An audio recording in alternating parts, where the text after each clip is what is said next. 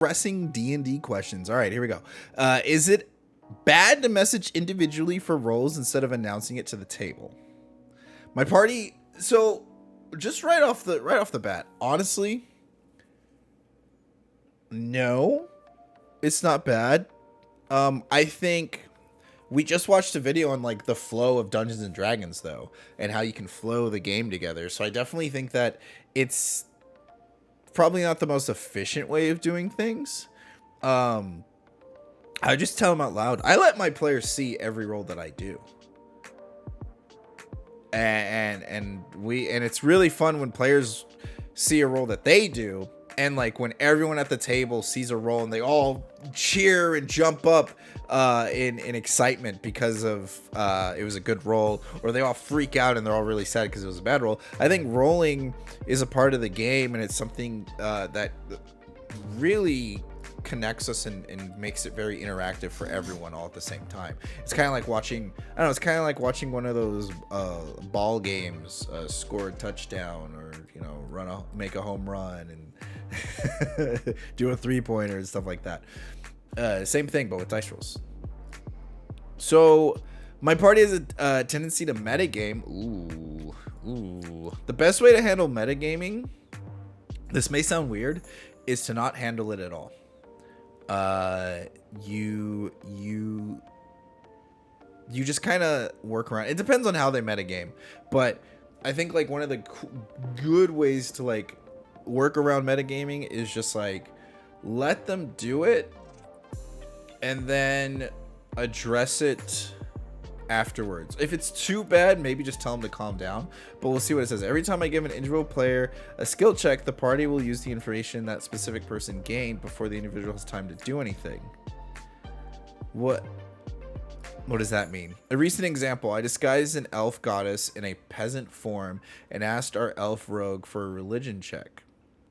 She rolled really high, so I said, you recognize her not from the looks, but by the... Oh, I get it. So then everyone else, without being told that, everyone else in the party essentially just doesn't even know what's going on. Not from her looks, but by her stature and the power rating off of her as a goddess of war. Immediately, different party member begins to use this information before the elf player reveals this information to the party. Exactly. Yeah, that's annoying. I've tried to remind them, hey, player hasn't revealed information yet, but it's been pretty consistent issue. I'm toying with the idea of messaging players over Discord and having them roll privately. I don't know if that's shady though, or if it takes away from the fun of the game. No. Here's the thing though. Like, I think it's expected. It's hard. Whenever you're DMing and you feel like your players are metagaming, you should honestly take everything you tell the players with a grain of salt. And what I mean is, every time you say something to one player, if everyone else can hear it, you should, in your head as a DM, just assume that you're essentially telling everyone at the table, right? If it's something that you definitely want to hide from players, I would go whisper in their ear, go talk to them in another room, or yes, message them on Discord. What I do, I have a separate channel, and I will tell my players, go to this other channel, and I will talk to them, and then I will come back because I play online. So if it's something that's especially crucial to the plot, yes, definitely do that. You can make them roll in front of everybody, but as long as the information's not being told, you'll be surprised how much that quells down people's influence in metagaming. So for stuff, especially for stuff like you're revealing a goddess of war, yeah, tell that in private. But if it's something simple as like, oh, it takes a 15 to jump over the fence, like everyone can know it takes a 15 to jump over the fence, right? No one cares about that. Passing secret notes is something that has been a part of the game for a long time. Yeah. Agreed. I agree. Nothing wrong with it. Plus, allows the player who gets the information to roleplay telling the others. I totally agree. I don't think it's bad to do that at all. I think matter of fact, I encourage it. Well, unsave that. DMs, what are some rules as written that you tend to purposely ignore because you either disagree with them or you think they're no fun? Fall damage. I think I was talking to Yami recently. Apparently, The way fall damage works was the way we thought it works. So there were no sage rules about like true damage being fall damage. I don't like that fall damage has a cap. I don't like that. I don't know the specific answer, but apparently you can only take X amount of D6s from falling, no matter how far you fall. I just keep adding D6s based on how far up you are. Because I want, at a certain point, a warrior could fall from any height in D&D and technically always live. And for me, that's just stupid. That's... I think, like, anyone should be able to die from any height, right? Well, not any height. Well, I guess, like, you could trip and fall and crack your skull, but you get what I'm saying. Anyone should be able to die from high falls. Then there's... I think it's stupid that you only get, like, half your rest dice back. You know, whenever you're like you do a short rest and then you roll to heal yourself, your constitution dice. I just give them all back. I don't know, maybe it's the way that I run my game. It's just kind of redundant for people to like not get their thing. The max is only 20 d6, I think, or something low like that. Yeah, that's nothing. That's nothing. Like if I rolled 20 d6s right now, come on. Let's roll 20 d6s. That would be... Can I type it in? Can I just type in 20? I can't? Okay, screw that. Screw that. We'll just go to roll 20.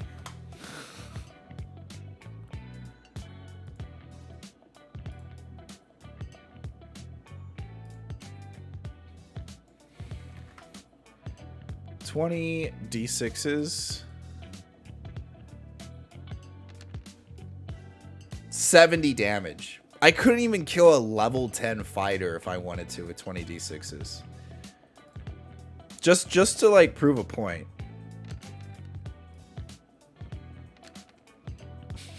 Still couldn't do it. Still can't do it. I rolled... If I picked up that fighter and dropped them freaking 1, 2, 3, 4, 5 times, I could not kill them. I couldn't even make them go unconscious. And depending if that character decided to min-max or not, I probably didn't even bloody them.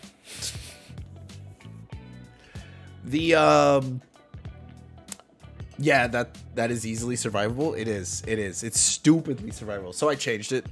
There's no max to it. And then the last one I ignore, but I think everybody ignores this one, is food. I just kind of ignore food when having to eat. That's it. For me, the one that comes to mind are dim light rules. And my game is either dark vision or it's not. And you either have dark vision and you can see fine, or you don't and you can't. That's fair. I probably do the same thing without even realizing it. I forget that dim light's a thing. Honestly, I genuinely forget that dim light's a thing. All barbarians can be even worse if they use bear totem and cause resistance to bite and fall damage. You're gonna spark another debate, it's you. Gotta watch out for them sage rules. Paladins can smite with unarmed strikes. Wait, you ignore that rule? No, they can't. Paladins can't smite with unarmed strikes. Oh, he's saying that's what he does. He allows paladins to strike with unarmed strikes. That's a good one. I'm okay with that. It's not overpowered. And the mental image of a paladin grabbing a vampire's face and channeling power into it is too fun to forbid. I like that too. I like the idea that a paladin can slap someone and smite them. Boom! Thunder. Literally do a thunderclap to someone's face.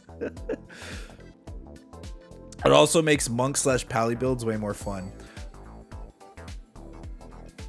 Yeah, yeah. I think some rules are okay to just like absolutely bend slash break, ignore.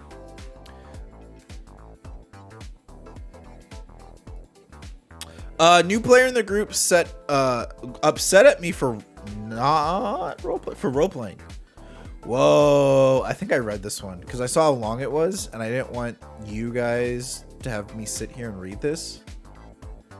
So long story short, my first 5th edition game, long time 2nd edition player, includes 2 new players, them despite being kind of rare. During the first game, okay, yeah. So I'll summarize this for you guys. He said the title is misleading. New player in the group upset at me for role playing. And so essentially what happens is this dude plays as the strong silent type, and he doesn't want any loot except for a specific piece of loot. It's like I think it's like a hill giant strength. And so he says, you know, if we ever run across that, I call dibs. And then a girl found the loot, took the loot, just all barbarians while raging for a previous statement. Yeah. Because barbarians gain those natural resistances to doing that kind of stuff. So he wanted a specific type of loot that he called dibs on. He foregoed any other loot that came to him until he got that loot. Then a girl in his party, an actual girl, a real life one, I know, they found the loot as a party, and the girl in the party grabbed it before anyone and refused to give it to him. And so this is where we pick up here. He then... so she laughed and refused again, saying she put the grill in her pack, and a few other players, our paladins, also commented that that I should get it since I specifically asked for the loot and I haven't even taken anything else. She still refused, continuing to play a cheeky tiefling warlock. Jeez, I can't speak today. I tell her to roll initiative. She gets offended. So then he's like, all right, we're going to fight. The DM approves it, but he shrugs and says she'll have to roll initiative. He's going to fight her. And he's like, he says that he starts talking himself up, saying if she wants to act, that's right. Then he says this, that if she wants to act like a bitch to the guy, then he literally beats things up with his bare hands and protects her from death. He kind of talks himself up. She gets upset because, you know, he said the one thing you don't say to a lady, to a woman at all. He says you don't need to call her a bitch. And he's like, I didn't call you a bitch. I said you're acting like a bitch. Come on. One is stupid. We all know. Come on, man. You're not gonna get away with that. Are you really gonna? You know, there's no nuance behind that. While this is all going on, character would have behaved. Well, this is how my character would have behaved. I immediately knew she took it personally. So she takes it personally. He figures out, and then she's upset, and she blocks him on social medias. And he's now asking. So basically, was I too harsh? I feel like maybe I was, but only if you don't separate the character's interaction from the player's interaction. Any advice? Now,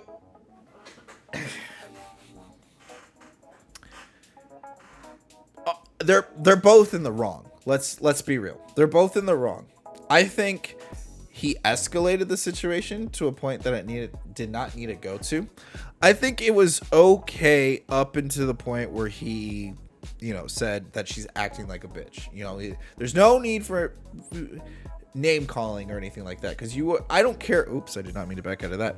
I don't care if you are role playing or not, right? You're still playing with these people at a table. You guys aren't professional actors. You're not all paid to be there. You have to understand you're playing a game.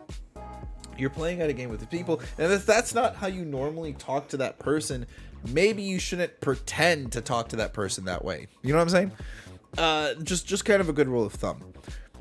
I think it was okay that he wanted to fight her for it, and that, you know, he wanted to take it. I think that's fine. I'm actually okay with that. I know a lot of people are against PvP and Dungeons and Dragons. I genuinely don't think that. I don't know why she decided to take the item. Like, obviously he had dibs and stuff like that. Maybe she didn't think he would take it that far. Maybe she was flirting with him. Who knows? Maybe she was like into him and she wanted him to like come after her and interact with her more. Maybe she didn't like him. Honestly, if this guy's willing to post like half a book worth of material about this stuff, he's probably somewhat of a toxic player, and they were finally getting back at him with it, you know? We have no context for what happened, but she still did something that, even if you have other people at the table saying, hey, that's not cool, she probably should have given it back. I think the DM, it would have been important for the DM to step in, especially when things were getting personal. When things get a little bit personal, I know it's weird. There's some like unspoken rules of DM. I genuinely believe that the DM kind of has to be like a mediator of some sort. You're kind of the one outside looking in, and it's okay to break that wall. It's okay to stop role playing and just be like, hey, you know, he did call dibs, and also I get that you're role playing, but let's not take it too far. All right, like, we're still here, we're still playing a game together, we're all still friends. Let's be chill about it. I don't like that this guy's trying to essentially say that what he did was okay because he was just acting. He was just pretending to do it. And because you could say the same thing about her. You could say, well, she was just playing around. That's what her character do. So he doesn't like it when someone else does it to him, but it's okay when he does it to other people, right? And then he's also saying like she's the one that got her feelings hurt first, but obviously he was upset about it as well because he really wanted to take the things. So because he was saying like, I called dibs on it and it should be mine. Now, I think in this situation, the guy should, you know, especially if someone's trolling you, you don't give the troll ammunition. You've gone this far without the items. Just move on. Just be like, okay, whatever. Cool. Wait, I'll get it when I need to get it. And you need, and this guy, and I think that the DM should have probably said something. Should have probably spoke up. But I don't know how old these people are. Great advice here. Oh, he's commenting. There's pros and cons. For sure, my 2 cents is that I'd say this would have been a great time to pop out the timeout hand gesture. Yes, I agree. Break character and say something to the effect of, pause a second, apologies, I'm actually getting a little frustrated here. Do you really want to keep this for my PC after all we've discussed in game regarding the character goals? Yeah, exactly. Like, it's good to break that shell. Stop role playing for a second and realize you're sitting at a table with a bunch of people. Whether you all started this campaign together or you added a conversation about lines and veils and fighting, interacting in conflict, is what my character do is easily the biggest double-edged sword in RPGs. While it only applies a territory way to this genre, I default to the goal of the game is to win. The purpose of the game is to have fun. Never confuse the two. Yes, indeed.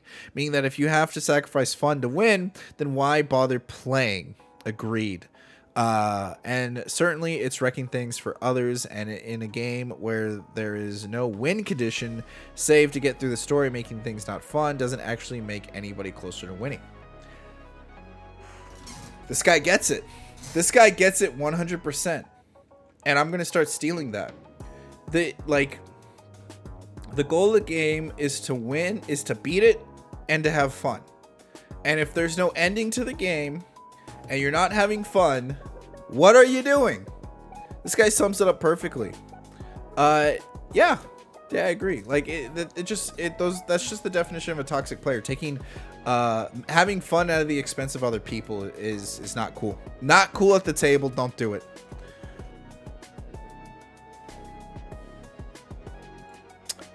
Can someone help solve? Oh, I saw this. This one was funny. This okay. So This one was essentially these guys got stuck. Can someone help solve a puzzle? Our DM refuses to give us any clue. So they get stuck in a temple. They get buried alive, and they have to essentially open this door that has a puzzle to it. With the cipher codes. The DM's not giving them any clues whatsoever how to solve it.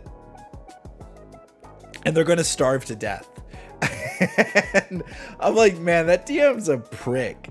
Like, your players are legitimately stuck and they're not having fun, and they're spending an entire session in here literally banging their heads up against a wall to save their own characters' lives, to the point where this guy went on the internet, asked for help, got help from the internet, and used the answer he got from the internet.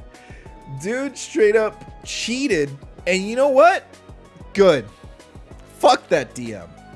That DM was screwing his own players over for whatever malicious reasons he wanted to. Like, oh, you guys can't solve the puzzle, I guess you're gonna die. Like, you really can't do it. You can't do it. Like, no clues, no nothing. I 100% agree with this guy. From just like what the last comment said, the objective is to win and have fun. If they're not winning and if they're not having fun, what are you doing? Why are you just sitting there torturing a bunch of people who agreed to play your game? Why? It's okay to challenge the players, but just, jeez. What a freaking jerk. My DM has discovered Critical Role. I hate this game now. Oh, it's another one of these. It's another one of these. Okay. Is there anyone out there that genuinely hates Dungeons and Dragons, even if it relates to Critical Role the slightest?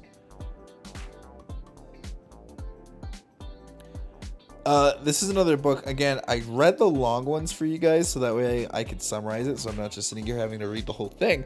But this one has a little bit of nuances to it. I'll preference this saying I'm not a fan of Critical Role, but I don't mind people who like it and get enjoyment from it. I just don't want to hear about it at the table. Why? Why? What do you mean you don't want to hear about it at the table? I don't enjoy how forced the show is. I honestly don't really know what that means. I listen to Critical Role, and it never feels forced to me. Maybe I'm still on like the first campaign, so maybe like I'm wrong. I don't know. It's idea of humor, its length, or the players in it. Okay, so he likes nothing about Critical Role. That's just my reality. Sure, all right, you're a hipster. We get it. I appreciate that it's brought role-playing games to the masses, though, and that can only be good for the overall health of our hobby. I do, however, love Dungeons & Dragons. At least I used to. We are 3 years into a long COVID-interrupted campaign. DM is homebrewed. Our group is thrown together. Party of adventurers. Okay. All claim revenge against the big bad evil guy for crimes against our families. But at some point during our hiatus, the DM discovered Critical Role and Matthew Mercer, and it's a huge bummer. What used to be a great setting of high magic fantasy slowly starting to twist into the bastard child of Critical Role offshoot. There are references to the show every session.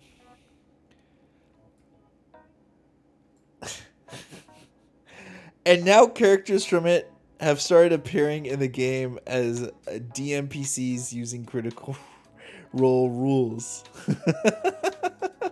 Dude's having a kick. The DM's just having some fun. Let me ask you this though. A person who can't reply to what I'm about to ask them. Do you think that your DM was not already probably using references that you just didn't know? That you didn't catch beforehand? Do you think your DM was already using possibly Star Wars or references from books he read to create his world? If he was this easily influenced to twist his homebrew into Critical Role, don't you think that he was already doing that to begin with? And you just never noticed it? And maybe you did notice it, but it never bothered you because it wasn't Critical Role and you have a disdain for Critical Role, and so now it just like pokes at you even more. It is kind of weird to have like the in-game characters though join your world, in my opinion. I think that's weird. I think that's weird, but who am I to say? I mean, I make proxies. Like, I'll use characters as inspiration and put them into the world, but that's from anything. I think everyone does that. To set a scene, it's a small group of 6, and only about half of us don't watch Critical Role. Okay, sounds normal. So there looks like when we so there's looks when we eye each other every time the DM makes a reference to someone that should be recognizable or names a character that other players squeal in excitement about. These gripes aside, and most cringeworthy to me, our DM has even changed his entire personality as a DM to be Mercer. But I mean, there's nothing wrong with that as long as like the integrity of the game is okay. Like maybe he saw things that Matthew Mercer did and he learned from him and he wanted to do something similar and he just didn't know how to implement it, but he saw how Matthew Mercer was doing it and he was trying to do it himself. I'm being devil's advocate right now, but we'll see where this goes. We're about halfway through.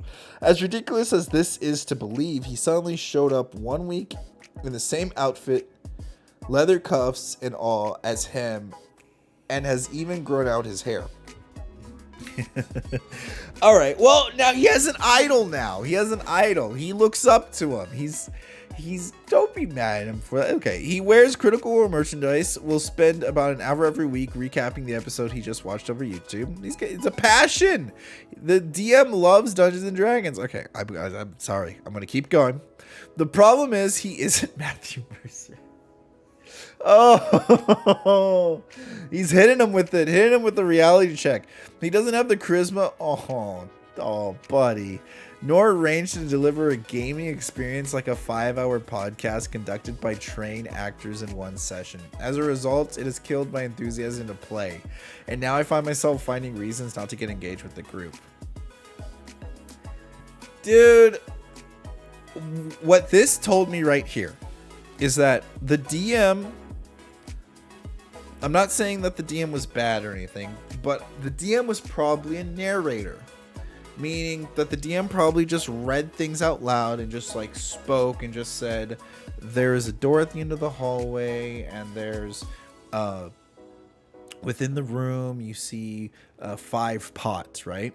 But now the DM's probably trying to be more animated and just say, at the end of the hallway, there's a creaky door, and you hear the dripping noise as there are 5 pots filled with different stuff. Like probably just like trying to make things more thematic and interesting. And he's learning. He's learning. As a result, it has killed. Okay, I've gone from being the face of the party. This guy's mad because he's not the protagonist anymore. I've gone from being the face of the party to just tagging along Critical Role Season 2.5 and hoping I can botch a few save rolls so my character can get killed off. Just stop playing. Why are you complaining? Just stop playing. Simply put, I don't know how to broach the subject with him without hurting his feelings and coming across as a huge dick for not finding his new interests as fun as he does. Well, you go find another group. What do? You go find another group.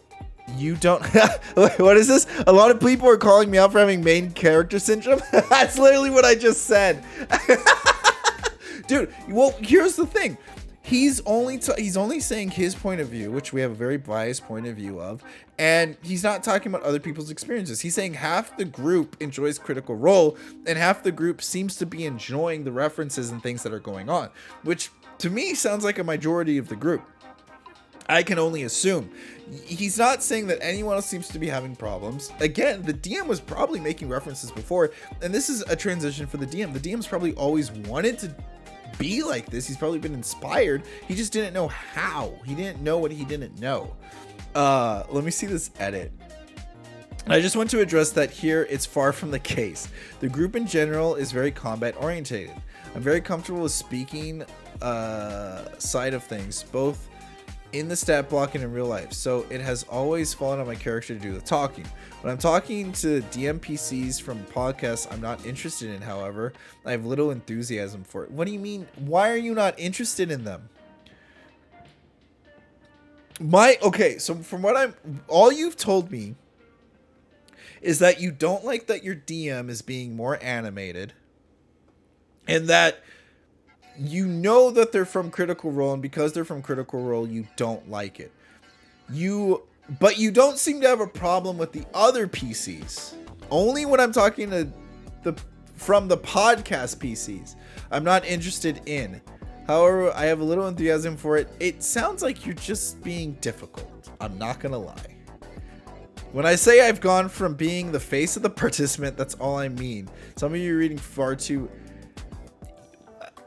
There's still characters in the world that you can interact with and learn about. If they have the same backstory, who cares? Do you think that the characters were original to begin with? In terms of Dragonborn player, it is someone we have known for 20 years. Is absolute Dragonborn. Okay, there's been a lot of good advice on this, so thank you. I'm just gonna privately message our DM and explain the Critical Role. We'll see where it goes. Here it is. I was reading for a huge rant on challenge rating. I totally hate it when my DM figured out the whole Critical Role thing, and now our encounters are actually balanced. Wait, what? I guess he's making fun of the guy. Now our encounters are actually... Oh, I see. Because CR means challenge rating. Yeah. Man, I played with a DM once who was always able to thread a needle on every fight, being hard as fuck but winnable. I swear we had at least 2 downs every encounter, but we always pulled through. I don't know how we consistently did it without TPKing us. I used to be able to do that, and then my players leveled up. And now they kill my bosses in 2 turns, and it makes me sad. All right. I think that's a good stopping point. Ranting on a guy's rant. We'll go ahead. Sorry that the beginning of the stream, then we got good. Yeah, then you got good. Then you learned how to play the game. I think the beginning of the stream... I'm sorry about that. Woo! I was trying something new and failed. Fell flat on my face. But it's okay. It's okay. I had some fun. I've been wanting to read these for a while. I've been having them saved for a minute.